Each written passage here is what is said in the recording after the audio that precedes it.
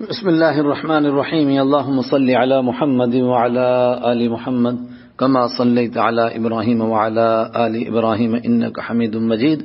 اللهم بارك على محمد وعلى آل محمد كما باركت على إبراهيم وعلى آل إبراهيم إنك حميد مجيد. سامعین کرام، حضرت رسول اکرم صلی اللہ علیہ وسلم کی مبارک زندگی اور آپ کی سیرت طیبہ کا تذکرہ چل رہا ہے، اور آج ہم اس کی چوتھی مجلس میں ہیں اور چوتھی قسط پیش کر رہے ہیں، اور آج ہم رحمت عالم صلی اللہ علیہ وسلم کی جوانی اور جوانی کے بعد آپ صلی اللہ علیہ وسلم کے اعلان نبوت تک کے حالات کی کوشش کریں گے تذکرہ کرنے کی۔ حرب الفجار اور حلف الفضول میں شرکت۔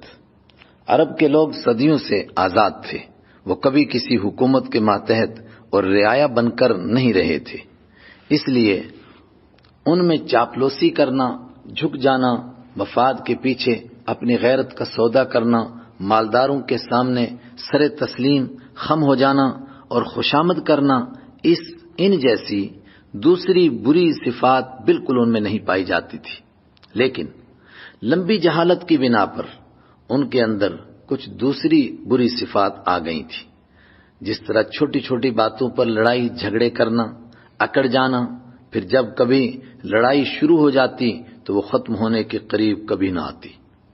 نبی اکرم صلی اللہ علیہ وسلم کی عمر مبارک تقریباً 15 برس کی ہوگی کہ قریش اور قبیلہ قیس کے درمیان چھوٹی سی بات کے اوپر لڑائی شروع ہو گئی۔ اول قیس قریش پر غالب آ گئے، اس وجہ سے انہوں نے حرم کا بھی کوئی لحاظ نہیں کیا اور حرمت والے مہینے ذی قعدہ میں ہی قریش پر حملہ کر دیا، حالانکہ یہ مہینہ ان 4 مہینوں میں سے ایک تھا جس میں عرب کے مشرک بھی لڑنے کو بالکل ناجائز سمجھتے تھے۔ اسی وجہ سے اس لڑائی کا نام حرب الفجار یعنی گناہ والی جنگ ہو گیا۔ یہ جنگ آپ صلی اللہ علیہ وسلم کے خاندان سے تھی، اس لیے آپ بھی مجبوری میں شامل ہو گئے، لیکن نبی اکرم صلی اللہ علیہ وسلم اس کو پسند نہیں فرماتے تھے، اس لیے براہ راست آپ نے خود کسی پر ہاتھ نہیں اٹھایا اور نہ کسی سے مقابلہ کیا، صرف اپنے چچوں کا ساتھ دیا اور ان کو سامان اٹھا اٹھا کر دیتے رہے۔ بالآخر کچھ نیک لوگوں کی محنت سے دونوں کے درمیان صلح پر جنگ کا خاتمہ ہو گیا۔ اس جنگ کے کچھ دن کے بعد ہی نبی کریم صلی اللہ علیہ وسلم کے چچا زبیر بن عبد المطلب کی کوشش سے مکہ میں مظلوموں کی اعانت کا ایک معاہدہ ہوا، کیونکہ یہ معاہدہ پہلے کے ایک معاہدے کی بنیاد پر تھا جس میں فضل نام کے 3 آدمی شامل تھے، فضل بن فضالہ، فضل بن وداع اور فضل بن حارث۔ اسی وجہ سے اس معاہدے کو حلف الفضول کہنے لگ گئے تھے۔ مکہ میں کچھ بڑے اور چنے ہوئے لوگ بنو تمیم کے سردار عبداللہ بن جدعان کے گھر جمع ہوئے۔ نبی کریم صلی اللہ علیہ وسلم بھی خصوصی طور پر اس میں شامل کیے گئے۔ عبداللہ بن جدعان بڑا سخی آدمی تھا، اس نے سب کے لیے کھانا تیار کروایا۔ اس وقت سب نے مظلوموں کی حمایت اور نصرت کا ایک عہد کیا کہ مظلوم خواہ اپنا ہو یا پرایا، دیسی ہو یا پردیسی، جہاں تک ممکن ہوگا ہم اس کی اعانت اور اس کی امداد سے کبھی دریغ نہیں کریں گے۔ نبی کریم صلی اللہ علیہ وسلم اس میں شامل ہوئے اور حضرت رحمت عالم صلی اللہ علیہ وسلم اسی حلف الفضول کا تذکرہ بڑے فخر سے فرماتے تھے اور فرماتے تھے اگر مجھ کو عرب کی قیمتی دولت سرخ اونٹ اس معاہدے کے مقابلے میں دیے جاتے تو میں ہرگز پسند نہ کرتا، اور اگر اب بھی مجھے اس طرح کے کسی معاہدے میں بلایا جائے گا تو میں ضرور اس میں شرکت کروں گا۔ البدایہ والنہایہ جلد 2 صفحہ 305۔ سچائی اور امانت داری۔ 15 سال سے لے کر 25 سال تک آپ صلی اللہ علیہ وسلم مکہ میں کس طرح رہے اور زندگی گزارنے کا کیا طریقہ اور کیا روزگار آپ کا تھا، اس سلسلے میں بہت تفصیلی حالات تو نہیں ملتے، البتہ نبی صلی اللہ علیہ وسلم کے چچا ابو طالب کے ہمراہ ان کے گھر میں ہی آپ رہے، اور یہ بات بھی یقینی ہے کہ اپنا بوجھ چچا پر نہیں ڈالا ہوگا، بلکہ چچا کا بوجھ اپنے سر لیا ہوگا، کیونکہ جنہوں نے 10 سال کی عمر میں مزدوری پر بکریاں چرانی شروع کر لی تھی اور 12 سال کی عمر شریف میں تجارتی سفر کے لیے شام کا پختہ ارادہ کر لیا تھا، اتنے دور جانے کے لیے تیار ہو گئے تھے، وہ بڑے ہو کر کسی پر اپنا بوجھ کیسے ڈال سکتے تھے؟ ضرور محنت اور مشقت سے کوئی کام کرتے ہوں گے، البتہ اس کی بہت تفصیلات نہیں ملتی۔ بعض روایتوں میں آتا ہے کہ مکہ ہی میں ایک دکان پر اس کے مالک کے ساتھ مل کر تجارت کرتے تھے، اور یہ روایت بھی سیرت اور حدیث کی کتابوں میں مشہور ہے کہ صائب بن ابو صائب جو مکہ کا ایک بڑا سردار تھا، اس کے ساتھ مل کر مزاربت پر یعنی شرکت میں تجارت کرتے تھے۔ ایک صحابی حضرت عبداللہ بن ابو الحمصہ سے مروی ہے کہ میں نے بعثت سے پہلے ایک بار نبی اکرم صلی اللہ علیہ وسلم سے ایک معاملہ کیا، میرے ذمے کچھ دینا باقی تھا، میں نے آپ صلی اللہ علیہ وسلم سے عرض کیا میں ابھی لے کر آتا ہوں، آپ تشریف رکھیں۔ اتفاق سے گھر جانے کے بعد میں بھول گیا، 3 روز کے بعد یاد آیا کہ میں آپ صلی اللہ علیہ وسلم سے واپسی کا وعدہ کر کے آیا تھا۔ یاد آتے ہی فوراً وعدے کی جگہ پر پہنچا تو کیا دیکھتا ہوں کہ آپ صلی اللہ علیہ وسلم اسی جگہ منتظر ہیں۔ آپ صلی اللہ علیہ وسلم نے کوئی ناراضگی نہیں فرمائی، صرف اتنا فرمایا تم نے مجھے کیسی مشقت میں ڈال دیا کہ 3 دن سے اسی جگہ تمہارا انتظار کر رہا ہوں۔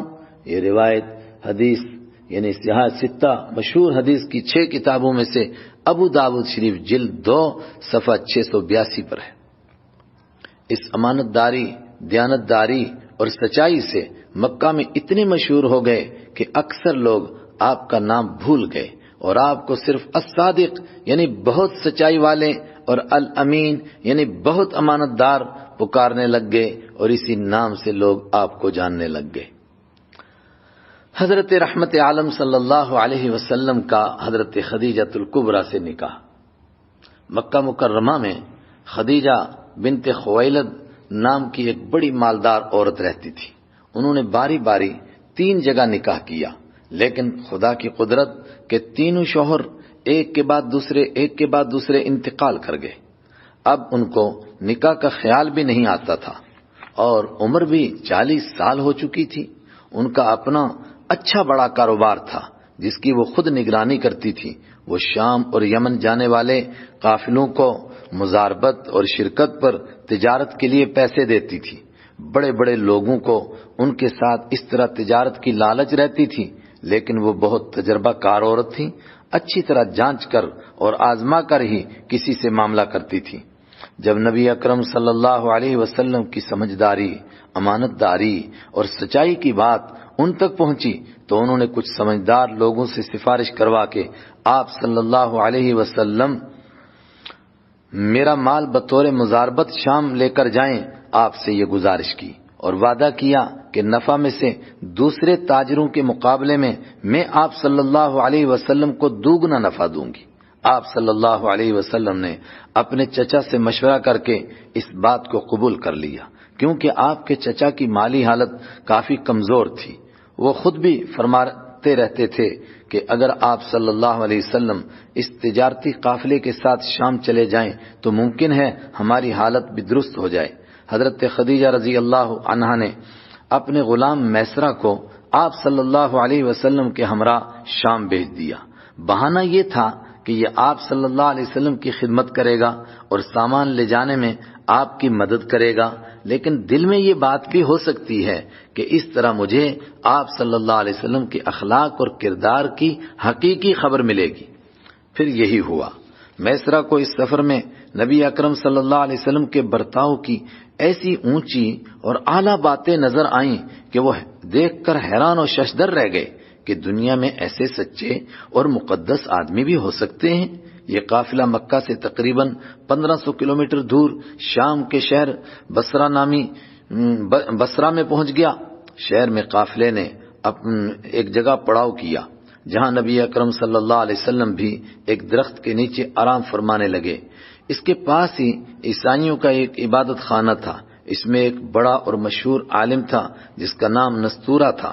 وہ دیکھ کر دوڑتے ہوئے میسرہ کے پاس آیا کیونکہ میسرہ نے اس ملک کے بہت سفر کیے تھے اور وہ میسرہ کو پہچانتا تھا۔ اس نے پوچھا یہ درخت کے نیچے کون صاحب بیٹھے ہیں؟ میسرہ نے جواب دیا یہ حرم مقدس یعنی مکہ مکرمہ کے ایک نیک قریشی جوان ہیں۔ اس نے کہا اس درخت کے نیچے نبی کے علاوہ کوئی نہیں بیٹھا۔ پھر اس نے میسرہ اور نبی کریم صلی اللہ علیہ وسلم سے کچھ خاص باتیں پوچھی اور دونوں کندھوں کے درمیان غور سے دیکھنے لگا۔ بالآخر چیخ کر بولا یہ وہی ہیں، یہ وہی ہیں، یہ وہی ہیں جن کا تذکرہ پرانی کتابوں میں موجود ہے اور جن کے انتظار میں اس وقت پوری دنیا ہے۔ کاش کہ میں ان کے ظہور کا زمانہ پا جاتا۔ میسرہ ان باتوں کو دیکھ کر اور زیادہ حیران ہو گیا۔ خدایا میں یہ کیا دیکھ رہا ہوں؟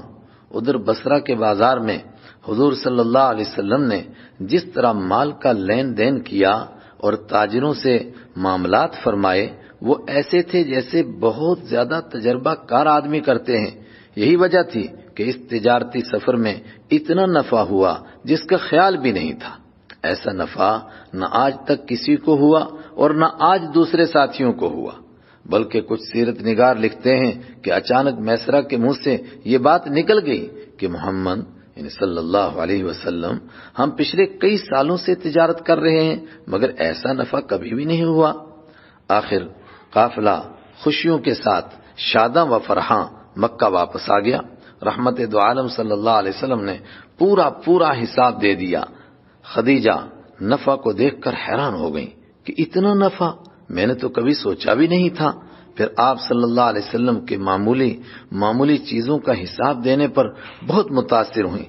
ادھر میسرہ نے جب راستے میں اخلاق و کردار، لین دین میں دیانتداری، سمجھداری اور نستورہ راہب کی باتیں سنائیں اور فرشتوں کا سایہ کرنا بیان کیا تو حضرت خدیجہ کے دل میں اونچی آرزوئیں انگڑائی لینے لگ گئیں۔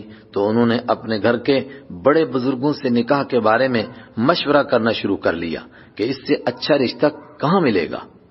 حضرت خدیجہ رضی اللہ تعالی عنہا کی عمر اگرچہ 40 سال ہو چکی تھی اور اس سے پہلے 3 شوہر انتقال کر چکے تھے، لیکن اس کے باوجود ان کے ایسے اونچے اور اعلیٰ کردار تھے جس کی بنا پر ان کا نام ہی طاہرہ یعنی پاک دامن پڑ چکا تھا۔ اس وجہ سے بڑے بڑے خاندانوں سے پیغام آئے تھے لیکن انہوں نے ہر جگہ انکار کر دیا تھا، مگر نبی اکرم صلی اللہ علیہ وسلم کے اعلیٰ اخلاق کی باتیں سن کر ان کو نکاح کی آرزو پیدا ہو گئی۔ بعض روایتوں میں ہے کہ حضرت خدیجہ رضی اللہ عنہا نے وہ ساری باتیں جو انہوں نے میسرہ سے سنی تھی اپنے چچا زاد بھائی ورقہ بن نوفل کو بتائیں۔ ورقہ بن نوفل عیسائی مذہب قبول کر کے بہت بڑے عالم بن گئے تھے۔ انہوں نے ساری باتیں سن کر فرمایا اگر یہ باتیں سچ ہیں جو تو بیان کر رہی ہے تو پھر یہ بات یقینی ہے کہ وہ اس امت کے نبی ہیں اور اس وقت ساری دنیا آخری نبی کے انتظار میں ہے۔ اس بات سے حضرت خدیجہ کے دل میں نکاح کی آرزو پختہ ہو گئی۔ آخر انہوں نے اپنے بزرگوں سے مشورہ کر کے اپنی سہیلی نفیسہ بنت منبہ کو بلایا اور ان سے کہا کہ وہ حضور صلی اللہ علیہ وسلم کے پاس جا کر شادی کا پیغام دیں۔ انہوں نے بہت اچھی طرح یہ پیغام پہنچایا کہ حضرت خدیجہ رضی اللہ تعالیٰ عنہا یہ رشتہ کیوں پسند کرتی ہیں۔ نبی اکرم صلی اللہ علیہ وسلم کو بھی اصل میں تو اپنا گھر آباد کرنا تھا، جس کے لیے چھوٹی عمر کے مقابلے میں بڑی عمر کی تجربہ کار عورت زیادہ بہتر تھی۔ بس اس طرح مصیبتوں میں مبتلا نہیں بلکہ اس طرح مصیبتوں میں مبتلا ایک بیوہ عورت جس کے یکے بعد دیگرے 3 شوہروں کا انتقال ہو گیا ہو اس کو سہارا دینے کا ایک موقع بھی مل سکتا تھا، کیونکہ حضرت رحمت عالم صلی اللہ علیہ وسلم بچپن میں اپنی والدہ کو بیوہ ہونے کی حالت میں دیکھ چکے تھے اور شوہر کے انتقال کے بعد بیوہ عورت کو کیسی کیسی مصیبتیں جھیلنی پڑتی ہیں آپ صلی اللہ علیہ وسلم کو اس کا پورا احساس تھا۔ اس لیے اپنے چچا سے مشورہ کر کے یہ پیغام آپ نے قبول فرما لیا۔ آخر کار نکاح کی تاریخ متعین ہو گئی تو حضور صلی اللہ علیہ وسلم مقررہ دن پر قریش کے کچھ سرداروں اور اپنے چچا کے ساتھ حضرت خدیجہ الکبریٰ کے گھر تشریف لے گئے۔ بعض کہتے ہیں کہ 20 اونٹ مہر مقرر ہوا اور بعض نے 12 اوقیہ سونا لکھا ہے اور کچھ نے 500 درہم کی بات بھی لکھی ہے۔ بہرحال یہ مہر طے ہو جانے کے بعد ابو طالب نے قریشی خاندان کے رواج کے مطابق خطبہ پڑھ کر نکاح کروایا۔ ابو طالب نے اس خطبے میں بہت زبردست باتیں بیان کی، ان میں سے چند باتیں آپ بھی سنیں۔ مثلا انہوں نے کہا، بے شک محمد صلی اللہ علیہ وسلم وہ ہیں کہ قریش کے جس شخص کا بھی ان کے ساتھ موازنہ کیا جائے گا، مقابلہ کیا جائے گا، وہ بزرگی، سمجھداری، عقل مندی میں ان سے کم ہی نکلے گا۔ رہی بات مال و دولت کی، وہ اگرچہ ان کے پاس کم ہے لیکن مال ڈھل جانے والا سایہ ہے۔ اس سے اندازہ لگایا جا سکتا ہے کہ اس وقت نبی اکرم صلی اللہ علیہ وسلم کے متعلق لوگوں کے کیسے جذبات اور خیالات تھے۔ نکاح تک نبی اکرم صلی اللہ علیہ وسلم اپنے چچا کے گھر ہی رہتے تھے، مگر نکاح کے بعد آپ حضرت خدیجہ رضی اللہ عنہا کے گھر تشریف لے گئے اور یہیں رہنے لگ گئے۔ اس کی تفصیلات اگر دیکھنی ہوں تو البدایہ والنہایہ جلد 2 صفحہ 311 دیکھی جا سکتی ہے۔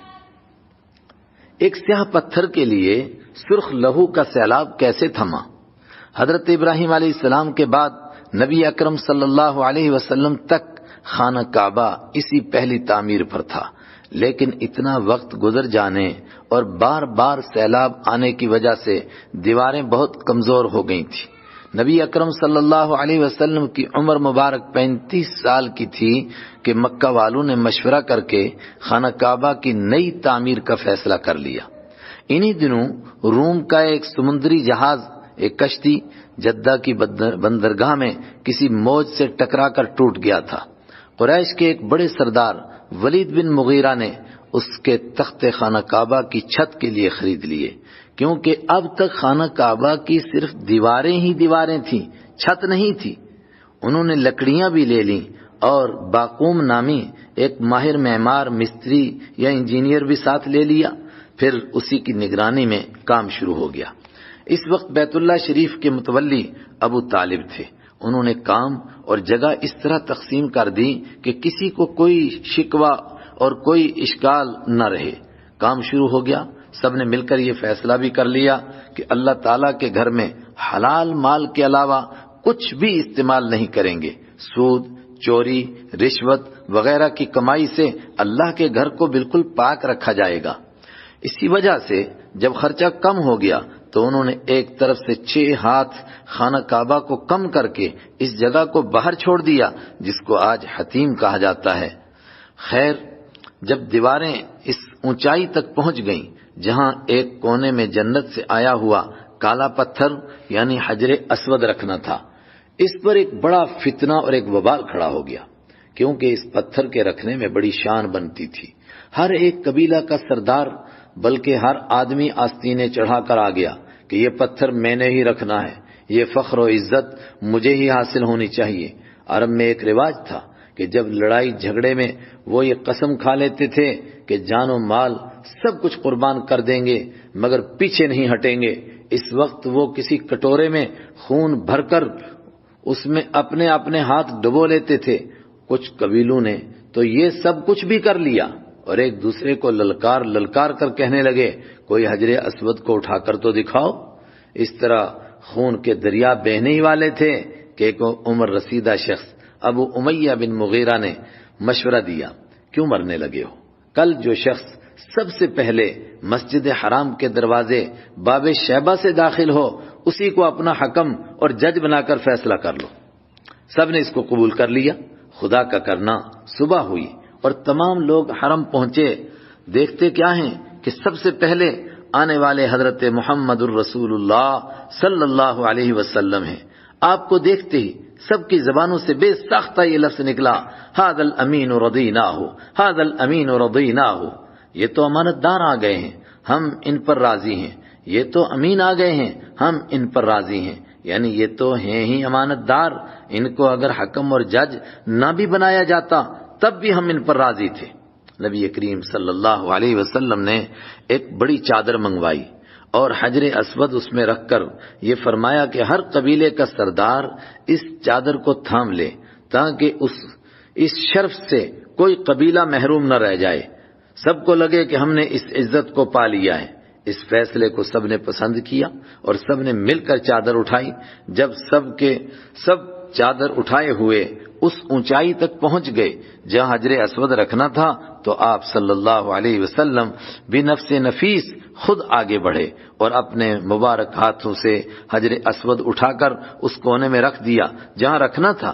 اس طرح حجر اسود یعنی ایک کالے پتھر کے لیے سرخ خون کا دریا بہنے سے رک گیا اور ایک بڑی جنگ کا دروازہ بند ہو گیا۔ اس وقت عرب میں بکریوں کو پانی پلانے، گھوڑے دوڑانے، شاعری میں مقابلہ کرنے جیسی بیکار اور چھوٹی چھوٹی باتوں پر جب جنگ شروع ہو جاتی تھی تو سال ہر سال تک ختم ہونے کا نام نہیں لیتی تھی۔ البدایہ والنہایہ جلد 2 صفحہ 315۔